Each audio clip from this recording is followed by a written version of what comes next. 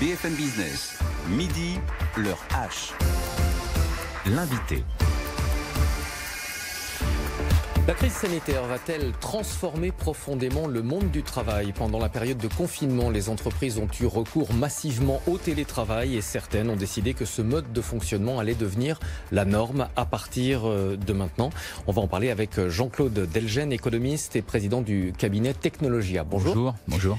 Le télétravail, évidemment, n'a pas été inventé avec la crise sanitaire, mais la période de confinement a été un test, grandeur nature, une sorte de catalyseur. Oui, ce qu'on peut dire, c'est qu'on sort avec la crise sanitaire d'une séquence inédite, mais il faut faire attention, les variables du télétravail avant la crise, pendant la crise et après la crise ne sont pas les mêmes. Avant la crise, vous aviez à peu près 1,8 million de personnes qui travaillaient régulièrement en télétravail, 1 à 2 journées par semaine, essentiellement des cadres. Pendant la crise, on a eu, je dirais, une envolée du télétravail avec globalement plus de 5 millions de personnes qui ont été amenées à travailler en télétravail, c'est-à-dire 3 fois plus quasiment. Après la crise, il faut faire attention. Il ne faut pas prendre trop vite des décisions parce que il y a quand même, je dirais, des avantages et des inconvénients. On est toujours entre l'avidité et l'aversion. Vous voyez, l'avidité, certaines personnes veulent effectivement aller en télétravail sans pour autant vraiment réfléchir sur le long terme, sur les conséquences que ça peut avoir. Alors, les inconvénients, les avantages, on les voit rapidement. C'est le fait de ne pas prendre, par exemple, les transports en commun et de ne pas être exposé à, je dirais, à la contamination. C'est le fait de gagner du temps. C'est le fait, je dirais, d'être peut-être moins fatigué physiquement avec le déplacement. C'est le fait de pouvoir mieux gérer les temps sociaux, l'articulation des temps sociaux, les enfants, etc. Bon, il y a des avantages. Il y a aussi un certain nombre d'inconvénients. On va y revenir en détail. D'abord, sur l'impression générale, le télétravail pendant la période de confinement semble avoir dépassionné le débat. Du côté des entreprises, beaucoup étaient réticentes, notamment en termes de productivité des employés, et finalement, les choses se sont plutôt bien passées. Et du côté des salariés, qui eux étaient plutôt demandeurs de télétravail, beaucoup se sont aperçus que l'exercice avait forcément ses limites. Absolument. Il y a un effet d'apprentissage, c'est exactement ce que vous venez de dire, des deux côtés. Les dirigeants en France, par, je dirais, typologie de management, étaient assez réticents à aller vers cette forme de travail, par manque de confiance, par manque de formation, par manque d'expérience. Et puis les salariés étaient très désireux, en particulier dans les grandes agglomérations comme Paris, comme Toulouse, etc., pour travailler au moins une journée par semaine. Et donc, ils ont pu, je dirais, bénéficier. Ceci dit, le fait de travailler très longtemps en télétravail les a amenés à voir un peu l'ombre négative portée par la réalité. Voilà. Et il y a quand même, je dirais, beaucoup d'inquiétudes à avoir si on allait vers un... Il faut voir bien sûr les inconvénients qui peuvent résulter de cette forme de télétravail. Alors ces inquiétudes, on les voit à travers un sondage Opinionway qui a été publié il y a quelques jours dans les Échos. Suite à la période de confinement, 40% des actifs souhaitent désormais télétravailler, mais seulement 9% souhaitent télétravailler à temps complet. Absolument. C'est normal parce que si vous voulez, lorsque vous êtes en télétravail, déjà vous êtes coupé du collectif. Et même si vous êtes plus performant, par exemple, une étude en Chine a montré que même les gens les plus performants étaient moins promus. Pourquoi ? Parce qu'ils sont loin du centre de décision, du centre névralgique de décision. Donc, deuxièmement, quand vous êtes en télétravail, vous êtes moins en phase avec le flux d'informations inhérent à l'entreprise. Et donc, il y a des tas d'informations qui vous échappent. Et ça peut être très embêtant. Vous voyez ? Troisièmement, vous avez une formation par le groupe qui, en fait, vous échappe aussi. Et enfin, il faut faire très attention. Le télétravail conduit à ce que j'appelle la tâcheronisation des tâches. C'est-à-dire, en fait, on va juger l'individu essentiellement sur la tâche qu'il rend. Un peu comme, par exemple, le siècle dernier, dans les villages, les employeurs distribuaient des éléments. Par exemple, moi, dans les Vosges, je viens des Vosges, on distribuait du rotin, du bois pour faire des chaises. Et on était payé à la chaise. Vous voyez ce que je veux dire ? Et quand la chaise, elle n'était pas bien, eh bien, on n'était pas payé. Donc, la mensualisation a permis la mise en place de la prévoyance, des retraites, etc. Il faut faire attention à ne pas revenir en arrière avec cette forme d'éclatement connu par le télétravail. Deuxième aspect très important, je dirais le néo-taylorisme qui peut revenir. Aujourd'hui, dans les entreprises, vous avez un véritable échange. À partir du moment où vous êtes essentiellement en bout de chaîne, que vous recevez tout par ceux qui pensent et vous devez exécuter, on va vers un nouveau taylorisme. Donc attention. Il y a d'autres critères qui sont aujourd'hui, j'ai écouté tout à l'heure un député qui parlait sur votre antenne, l'effet d'apprentissage massif, il faut bien le comprendre, va permettre une délocalisation massive des emplois du tertiaire. Pourquoi ? Parce que certains vont chercher à jouer sur les écarts de salaire. Que vous délocalisez, que vous soyez en télétravail à Lyon ou que vous soyez en télétravail à Tunis, c'est quasiment la même chose aujourd'hui. Par contre, les salaires ne sont pas les mêmes. Vous voyez, donc attention aussi à cet effet d'amplification des délocalisations qui peuvent jouer contre l'emploi. Vous voyez, donc il y a beaucoup d'avantages, mais il y a aussi pas mal d'inconvénients. Et moi, je dirais, l'intérêt, c'est quoi ? C'est peut-être d'aller vers un volume de personnes en télétravail plus important, mais en limitant le curseur à 2 jours maximum par semaine. Nous, dans l'étude que nous avons faite en 2014, Technologia a montré que quand vous étiez à plus de 2 jours, vous étiez en risque de quitter, parce que vous quittez le peloton et vous êtes en délitement du lien social et vous quittez l'entreprise au bout de 2 ans. On va revenir sur certains de ces points en détail. D'abord, un commentaire peut-être un peu superficiel, mais le télétravail va mettre un terme à un certain nombre d'hypocrisies, notamment le présentéisme, le phénomène de cours au travail. Tout à fait, oui. Ça décante en fait.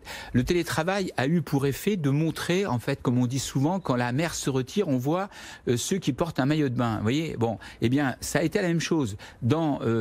Souvent, dans les entreprises, vous avez ceux qui savent faire semblant, qui savent en fait se positionner, et qui savent s'attribuer des lauriers, parfois qu'ils ne méritent pas. Donc, bon, c'est pas la majorité, mais ça peut arriver. Donc, ces gens-là, quand ils se sont retrouvés à devoir produire par eux-mêmes, en étant éloignés, dans une situation telle qu'on l'a vu, eh bien, la vérité fait que... On peut moins se laisser porter par le groupe. On peut moins se laisser porter et utiliser le groupe, effectivement. Et donc, là, il y a un effet de décantation qui va être une désacralisation aussi de certains, qui va venir dans les semaines qui viennent. Et du coup, est-ce qu'on peut dire que le télétravail responsabilise davantage les salariés, puisque vous le mentionniez avant, ils seront jugés sur le résultat, sur le fruit de leur travail, et non plus sur les moyens qu'ils ont ou pas déployés pour y parvenir? Alors, c'est une bonne question. Le problème que nous avons avec le télétravail, c'est que il est possible pour certaines tâches, mais pas pour toutes les tâches. Vous voyez, quand vous avez un travail collectif à faire, quand vous avez un vrai brainstorming à mener, avec de vrais échanges pour faire de la créativité, on a toutes les limites du télétravail. Mais c'est vrai que le télétravail permet aussi de mieux mesurer parfois l'activité déployée par les uns et par les autres. Mais il ne faut pas s'en tenir à cette productivité à la tâche. Parce que l'individu peut très bien, au cours d'un groupe, émettre des idées qui soient florissantes, qu'il n'aurait pas tout seul dans son salon, même si le côté bourgeois, parfois, est privilégié par certains, d'être chez soi, de travailler chez soi. Voilà. Le télétravail risque d'engendrer un certain nombre, de générer un certain nombre de changements. D'abord, le temps de travail. Est-ce que ça veut encore dire quelque chose quand on travaille à la maison, puisque la frontière entre vie privée et vie professionnelle est plus floue qu'elle ne l'est quand on va au bureau? Alors, c'est une excellente question. Nous, on a vu dans l'étude que nous avons menée avec 2600 élus du personnel dernièrement avec le magazine Challenge, qu'il y avait un brouillage entre le privé et le professionnel, à tel point que certains travaillaient la nuit, certains travaillaient très tard le soir, et qu'il y avait des amplitudes de travail qui étaient considérables, avec un surengagement au travail, en particulier pour les personnes qui se sentent menacées, et qui, par un travail compulsif, par un surengagement au travail, par une démonstration de leur esprit de sacrifice, avec un risque de burn-out. Alors ça peut conduire au burn-out, mais tout cela pour vraiment démontrer, si vous voulez, leur lien à leur employeur. On fait beaucoup d'efforts en travaillant et parfois en étant dans des risques de syndrome d'épuisement professionnel. Absolument. Est-ce que la généralisation du télétravail ne risque pas de remettre en cause la cohésion entre les salariés? Que veut dire la notion d'équipe? Comment est-ce qu'on peut insuffler une culture d'entreprise si les salariés sont chacun chez eux? Alors là encore une fois, si vous êtes en total télétravail, il y a un risque énorme. Si vous régulez 1 jour, 2 jours par semaine, vous pouvez avoir à la fois du virtuel et du présentiel. Plus vous avez de virtuel, plus il vous faut contrebalancer par du présentiel. Et le collectif de travail est essentiel à la fois pour l'entreprise, pour la régulation, pour la création, pour tout ce qui est en fait productivité collective, qui est très mal mesuré. Il y a très peu de littérature, il y a très peu d'indicateurs à ce sujet-là, mais on sait que ça existe. Et pour les individus eux-mêmes. Pourquoi ? Parce qu'on n'est pas toujours au top. C'est comme un peu dans une équipe de basket. Vous avez parfois un très bon joueur, il peut être fatigué. Le match d'après, il fera une moins bonne performance, il se laissera porter par le groupe pour revenir ensuite. Vous voyez, donc le collectif est essentiel pour permettre une dynamique individuelle. Le travail, c'est ce qui nous permet d'être avec les autres, de nous créer au quotidien, d'avoir une identité professionnelle. Et donc, c'est un cordon ombilical avec la société.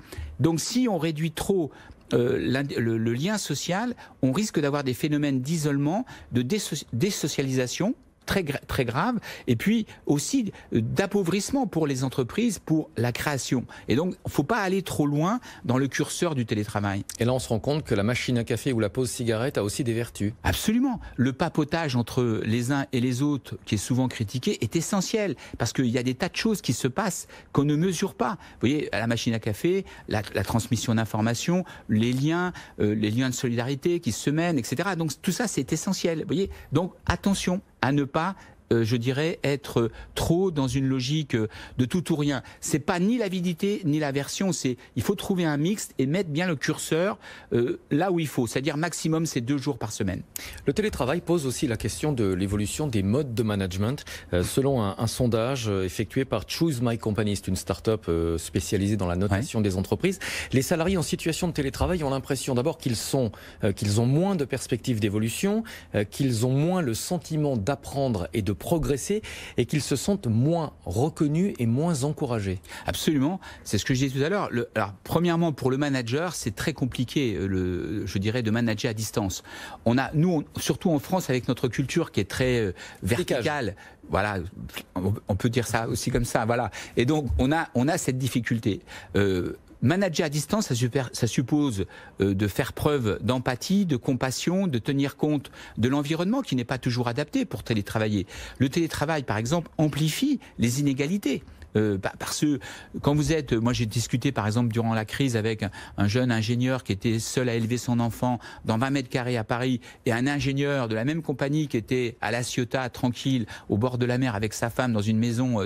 Bon, c'est pas les mêmes conditions, vous voyez, donc il y a des inégalités qui peuvent jouer et puis il y a des problèmes de tension familiale avec les enfants. Parfois il y a un seul ordinateur pour l'un, pour l'autre, etc. Les tensions aussi moi j'attends avec impatience les études statistiques sur les divorces, parce qu'on va voir avec alors il y aura peut-être plus d'enfants, mais il y aura aussi plus de divorces. Vous voyez, donc le télétravail. On sait déjà qu'il y a eu plus de violences conjugales déjà. Absolument, il y a une croissance très importante des violences conjugales. Donc, on voit que le management du télétravailleur est vraiment une spécialité à inculquer à nos managers aujourd'hui. Ils ne savent pas faire. Ça, c'est clair. Le micromanagement, comme on appelle, les gens ne savent pas aujourd'hui le faire. Pourquoi ? Parce qu'il faut vraiment se mettre à la place de l'autre. Il faut lui faire confiance. On a assisté à des contrôles, je dirais, aberrants. Par exemple, des managers qui contrôlaient toutes les demi-journées ce que faisait la personne chez elle, ou qui lui donnaient une masse d'informations à traiter, de travail, pour être sûr que la personne allait être occupée. Vous voyez, donc, générant des effets des exigences démesurées sur le plan professionnel qui pouvaient aller vers comme vous le disiez tout à l'heure, ce qu'on appelle le burn-out. Donc, attention, il faut réapprendre à faire confiance, à travailler à distance, et y compris à ne pas laisser les gens isolés trop longtemps. Il faut que les gens aient des rotations avec le présentiel, c'est essentiel. La formation et le partage de la connaissance, c'est aussi l'une des vertus de travailler ensemble dans un lieu commun. Oui, là encore, on a très peu de statistiques, mais le fait de travailler en commun, il y a des tas de choses qui se font, qui se passent. Il y a un secret des collectifs heureux qui fait que, comme on dit, lorsque les choses se passent bien, il y a une dynamique positive et l'entreprise s'en porte mieux. Il faut trouver cet équilibre. Alors, lorsque vous êtes avec un collectif totalement atomisé, vous n'avez pas ça. Alors même si ça peut rapporter, parce qu'on a moins de mètres carrés, on a moins de bureaux à à gérer, etc. C'est toujours intéressant pour l'employeur de ce point de vue-là. Mais à terme, à long terme, il faut faire attention parce que très souvent, je dirais, les gens qui sont isolés, qui ont des compétences critiques, s'en vont. Ils vont ailleurs. Ils sont souvent captés par des concurrents. Donc attention. Sur le plan financier, on transfère également aux salariés une partie des coûts liés au travail, à commencer par les mètres carrés nécessaires à l'organisation du travail. Dans l'idéal, il faut une pièce supplémentaire pour pouvoir travailler dans de bonnes conditions. Et c'est pas anodin quand on habite à Paris, Lyon ou Marseille. Absolument, vous avez raison de signaler ça. Nous, on a vu très souvent les gens nous dire « je suis obligé de payer pour pouvoir être en télétravail. J'ai dû acheter un ordinateur, j'ai dû acheter les ramettes pour imprimer, j'ai dû payer l'électricité. Est-ce que c'est normal que à la fois on m'oblige à être en télétravail et que je sois obligé de payer, je dirais, d'assumer les conséquences de ce choix que je n'ai pas fait ?» Donc, il y a un vrai sujet qui doit donner lieu à négociation entre les partenaires sociaux pour pouvoir traiter cette affaire-là. Parce que, encore une fois, je dirais, ce n'est pas anodin. Sur le plan financier, sur le plan, je dirais, des fournitures à payer, etc., etc., ça doit être pris en charge par l'employeur. Sur le plan de la santé, un certain nombre de médecins, notamment des ergothérapeutes, ont lancé une mise en garde. On ne peut pas travailler sur le long terme si on n'est pas installé correctement. C'est-à-dire ce qu'on a fait pendant 2 mois, travailler dans le canapé avec l'ordinateur sur les genoux, sur le long terme, c'est pas possible. Cette précision ergonomique est totalement indispensable. On voit bien que les conditions de vie privée et les conditions de travail ne sont pas les mêmes.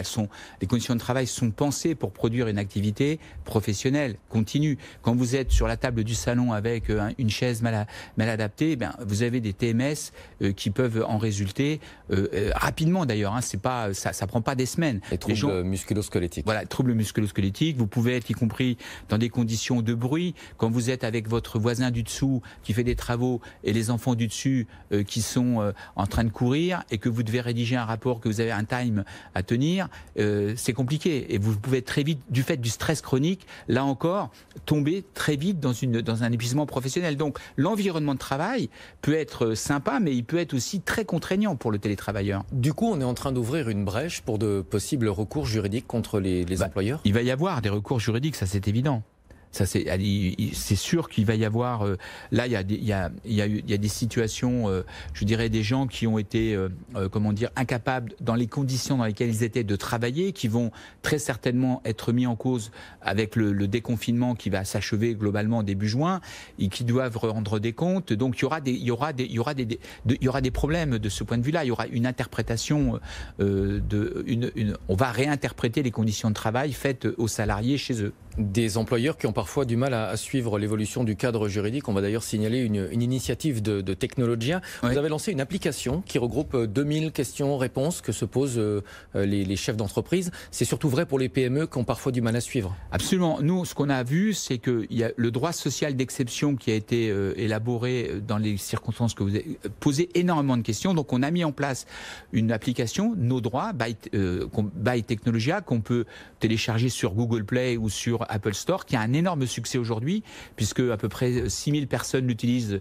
chaque jour, et qui permet donc d'accéder à une veille juridique gratuite avec 2000 questions-réponses qui sont actualisées en permanence. Donc c'est intéressant pour ceux qui veulent suivre cela et avoir des conseils judicieux pour ne pas faire d'erreur. Finalement, on s'était beaucoup interrogé, pour en revenir au télétravail, sur les aspects techniques et matériels, sur la capacité des réseaux, sur les ressources informatiques, et on se rend compte assez rapidement avec un test grandeur nature que c'est l'humain qui revient au centre des questions, le management, la notion d'équipe. Absolument. L'humain est toujours au cœur des transformations. Si vous ne considérez pas les uns et les autres, vous ne pouvez pas les amener à évoluer. Vous tétanisez les énergies. C'est tout le problème de la nouvelle donne économique qui vient, de la manière dont, en fait, les dirigeants vont se concerter avec les élus du personnel. Soit il y aura, je dirais, une bonne concertation et on arrivera à avancer pour faire face aux contraintes qui viennent, soit il y aura des tensions. On l'a vu encore dernièrement dans l'actualité, je ne donnerai pas de nom, mais effectivement, quand il y a des tensions, tout le monde est perdant. Mais encore faut-il que les responsables d'entreprise trouvent dans les représentants du personnel les ambassadeurs des salariés. C'est parce qu'on met tout le monde autour de la table, que l'on parle à plusieurs voix, que l'on parvient à faire les changements rapidement, que les gens s'approprient les choses. Sinon, vous avez de la défiance, vous avez, je dirais, une perte d'énergie en ligne, et là, ça devient le chemin de croix. Est-ce qu'on n'a pas enterré trop vite le bon vieux boulot avec une adresse, un bureau, des collègues ? Je pense qu'il y a eu un phénomène, je dirais, typique de mode, mais que là, comment dire, du fait de la crise qui se résorbe aussi, on le voit, la fumée est en train de retomber et les gens considèrent que peut-être il y a peut-être quand même grand intérêt à garder ses attaches professionnelles et à ne pas trop végéter chez soi. Parce qu'encore une fois, quand vous êtes plus de 2 jours chez vous, vous vous mettez en danger. Il faut le savoir. Quand vous dites phénomène de mode, qui est à l'origine de cette mode? Les GAFA, Facebook, Google? Oui, il y a à la fois, je dirais, ce phénomène d'imitation. On a vu que Twitter, par exemple, a généralisé le télétravail, mais encore une fois... Facebook également, on veut mettre une grande partie de ses employés en télétravail. Voilà, c'est vrai et c'est possible quand vous avez une image forte, un lien très fort avec les salariés, une très bonne rémunération. Donc dans ces conditions-là, vous pouvez vous permettre parfois de laisser les gens chez eux plus longtemps. Parce que les gens sont très attachés et puis il y a d'autres modalités qu'ils mettent en place avec des conférences, avec des caucus pour réunir les uns et les autres. Mais quand vous ne faites pas ça, quand vous n'avez pas la chance d'avoir une marque forte, quand vous avez des rémunérations qui sont normales et que vous laissez les gens chez eux, eh bien vous perdez les meilleurs qui s'en vont ailleurs. Et y compris, les salariés n'ont pas forcément intérêt à être trop dans l'isolement des centres névralgiques de décision. Il faut vraiment comprendre ça. Alors, il y a effectivement le côté aujourd'hui sympa, je gère et tout. Cool, moderne. Cool, moderne. Mais attention, les lendemains qui peuvent déchanter. Conséquences concrètes pour certaines villes, vous disiez, on peut délocaliser maintenant les services avec le télétravail. Il y a une ville en Europe qui attire beaucoup d'entreprises de la technologie américaine, c'est Dublin, en Irlande. Et si le télétravail devait devenir la norme, la ville s'inquiète d'un possible départ de tous les cadres qui ont atterri à Dublin, non pas pour le climat, mais pour les entreprises qui étaient installées. Absolument, vous pouvez avoir des phénomènes massifs, des flux massifs non contrôlés. À partir du moment, aujourd'hui, les technologies permettent par exemple des innovations incroyables. Si vous prenez les chaînes de production, le contrôle de la qualité se faisait souvent en proximité.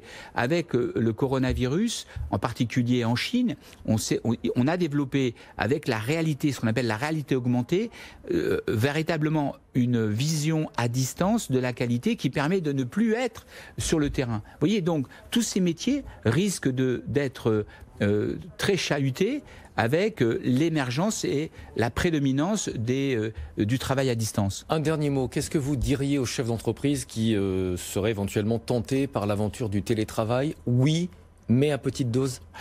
Ce que je dis, c'est qu'il faut vraiment réfléchir avec les partenaires sociaux. Parce que, encore une fois, il y a des cultures d'entreprise, vous avez des métiers qui s'y prêtent et d'autres qui ne s'y prêtent pas. Et donc, il faut réfléchir tous ensemble pour mettre en place un projet que chacun doit porter. En sachant que 2 jours par semaine, c'est vraiment, à mon avis, le curseur à ne pas dépasser pour bénéficier des avantages sans avoir trop à payer les inconvénients. Vous voyez ? Il ne faut pas aller trop loin. Merci beaucoup pour cette analyse très complète et très intéressante sur le télétravail, évolution de notre société. On rappelle aussi votre application, Nos droits au pluriel, donc by Technologia. 2000 questions-réponses sur l'évolution du cadre juridique à destination des chefs d'entreprise. À 16h30 sur notre antenne, n'oubliez pas, édition spéciale consacrée au plan de relance du secteur automobile. Ce sera à suivre dans l'émission de Grégoire Favet. Quant à moi, je vous retrouve demain à partir de midi sur BFM Business. Très bonne journée.